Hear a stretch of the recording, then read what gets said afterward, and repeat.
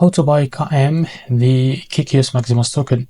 So before we start, this is not financial advice. I am not professional or economic expert.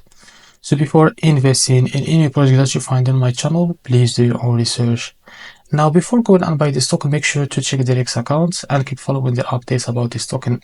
Now, this token is available on the X screener. If you don't have an account on it, just go and create one. As you can see, the liquidity is 99% is locked. That means your investment in the safe place.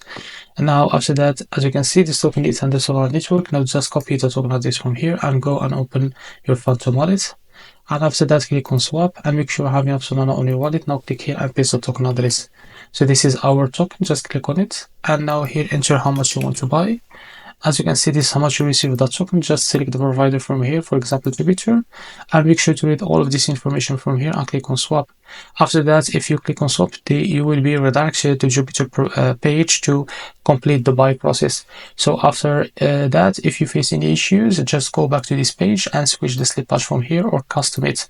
After that, you can now buy this token without any issue.